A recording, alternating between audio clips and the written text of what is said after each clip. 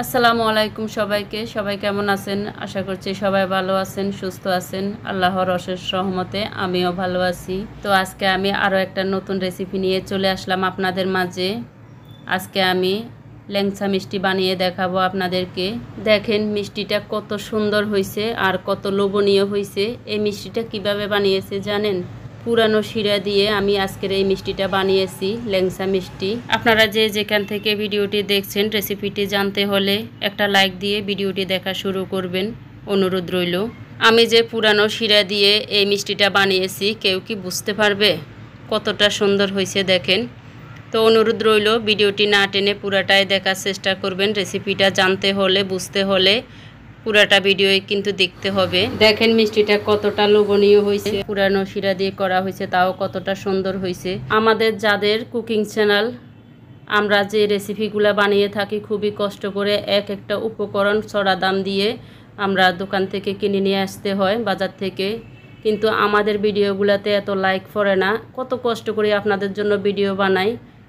অন্য অন্য ভিডিওগুলোতে খুবই দেখি যে ভালোই লাইক আসে, কিন্তু আমাদের রান্নার ভিডিওগুলোতে এত লাইক আসে না, তখন খুবই কষ্ট লাগে। যাক, আর কথা না বাড়িয়ে আমি মূল রেসিপিতে চলে যাই।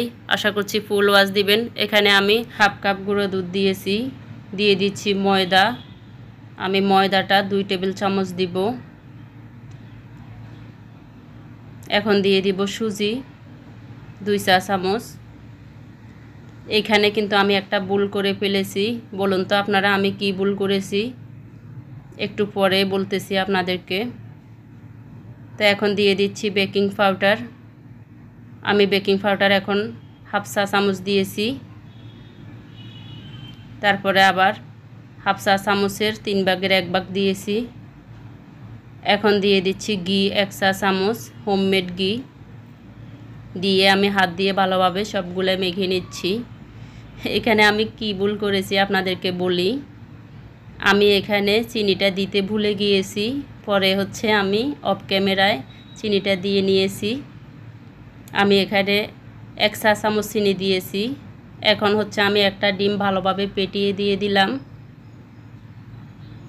তো আমি হাত দিয়ে ভালোভাবে মিক্স করে নেব।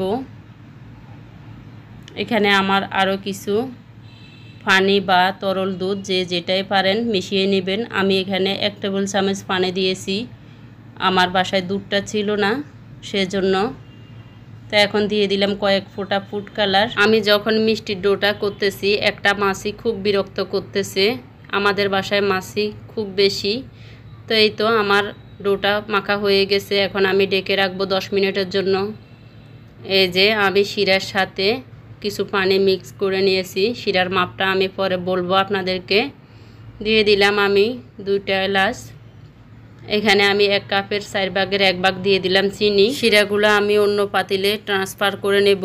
এই পাতিলের মধ্যে আমি রেখে দিয়েছিলাম শিরাগুলা ফ্রিজে রাখার জন্য। তো এই তো এখানে আমার টোটাল 3 কাপ শিরা হয়েছে। এগুলো তো আমার আগের শিরা, পুরানো শিরা। তো আমি এই শিরাগুলা যখন করছিলাম 3 কাপ চিনি দিয়েছি আর হচ্ছে 4 কাপ পানি দিয়ে আমি শিরাটা করে নিয়েছি। আমি হচ্ছে 1.5 থেকে 2 কেজি মিষ্টি বানিয়েছিলাম তখন। এই যে শিরাগুলা বেঁচে গিয়েছিল, তো আমি রেখে দিয়েছিলাম। মিষ্টিগুলা বানানোর পরে যে শিরাগুলা বেঁচে গিয়েছিল আমি ফ্রিজে রেখে দিয়েছিলাম। এই তো আমার মিষ্টির ব্যাটারটা কিন্তু রেডি হয়ে গেছে, সেট হয়ে গেছে। এখন আমি ফ্রাই প্যানে পর্যাপ্ত পরিমাণ তেল দিয়ে দিলাম আর হচ্ছে মিষ্টির ব্যাটারটা 3 ভাগে ভাগ করে নিয়ে এখন হচ্ছে আমি একটু তেল লাগিয়ে নিলাম হাতে। তেল লাগিয়ে আমি মিষ্টির শেপ দিয়ে দিচ্ছি। মিষ্টির গায়ে কোনো ফাটল থাকলে কিন্তু মিষ্টিটা ভালো হবে না। ফ্যানে তেলটা পরিমাণে কম হয়েছে, আমি আরও কিছু তেল দিয়ে নিব। তেলটা কিন্তু একেবারে নরমাল, আমি হাত দিয়ে ধরতে পারছি এরকম। গরম তেলে কিন্তু মিষ্টিটা দেয়া যাবে না। চুলার আঁচ লোতে রেখে আপনারা একে একে মিষ্টিগুলো এভাবে শেপ দিয়ে দিবেন। তো আমি সবগুলা মিষ্টি শেপ দিয়ে নিচ্ছি। আমার কিন্তু টোটাল 3টা মিষ্টি হয়েছে। আমি বেশি ছোট করি নাই, মিষ্টিগুলা একটু বড় বড় সাইজের বানিয়েছি। আমার কাছে কিন্তু খুব ভালো লাগে এরকম, সেজন্য আমি এরকম বানিয়েছি। আপনারা চাইলে সাইজে আর একটু ছোট করতে পারেন, কোনো সমস্যা নেই। এই তো আমার সবগুলা মিষ্টি শেপ দেওয়া হয়ে গেছে। এখানে কিন্তু আমি আগে বলছি আমার তেলটা খুব কম হয়েছে। মিষ্টির আকার অনুযায়ী তেলটা খুব কম হয়েছে, আমি আরও কিছু তেল দিয়ে নিয়েছি। দেখেন তেলটা কীরকম গরম, দেখেন একটু হালকা হালকা বুদবুদ উঠতেছে এরকম। এখন আমি মিষ্টিগুলা ভেজে নিব। তো একদম হালকা লো আছে আমি মিষ্টিগুলা ভেজে নিচ্ছি। মাঝে মাঝে একটু বাড়িয়ে দিব চুলার আঁচ। একটা চামচ দিয়ে আমি উপরে তেল দিয়ে দিচ্ছি, নয়তো এক সাইড বেশি লাল হয়ে যাচ্ছে, অন্য সাইডে কালার আসতেছে না, সেজন্য চামচ দিয়ে একটু একটু করে তেল দিয়ে দিচ্ছি আমি উপরে। আপনারা যারা আমার ভিডিওটি আজকে নতুন ভিজিট করছেন প্লিজ আমার চ্যানেলটা সাবস্ক্রাইব করে দিবেন। যারা ফেসবুক থেকে দেখছেন প্লিজ পেজটি ফলো করে দিবেন। আর যারা অলরেডি ফলো সাবস্ক্রাইব করে দিয়েছেন তাদেরকে অসংখ্য অসংখ্য ধন্যবাদ। এই তো আমার মিষ্টিগুলা ভাজা হয়ে গেছে, এখন আমি শিরাতে দিয়ে দিব। আমি শিরাগুলো আগে জাল করে এক সাইডে রেখে দিয়েছিলাম, এখন হচ্ছে গরম শিরায় মিষ্টিগুলো একটু ঠান্ডা করে দিয়ে দিলাম। ভেজে উঠিয়ে একটু ঠান্ডা করে নিলাম, তারপরে হচ্ছে মিষ্টিগুলো দিয়ে দিলাম। দিয়ে আমি এভাবে ঢাকা দিয়ে 10 মিনিট আমি জাল করে নিব। তো আমার মিষ্টি রেসিপিটা কেমন হয়েছে আমাকে কিন্তু কমেন্ট করে জানাতে ভুলবেন না আপনারা। ভালো লাগলে একটা লাইক দিয়ে বন্ধুদের মাঝে শেয়ার করে দিবেন। আর একটা রেসিপি বানাতে ভিডিও করতে কিন্তু অনেক কষ্ট হয়, যদি দেখি লাইকের সংখ্যা কম খুবই খারাপ লাগে আর ভিডিও বানাতে ইচ্ছা করে না। দিয়ে দিলাম কিছু লেবুর রস যাতে শিরাটা জমে না যায়। তো এখন এভাবে আমি রেখে দিব সারা রাত।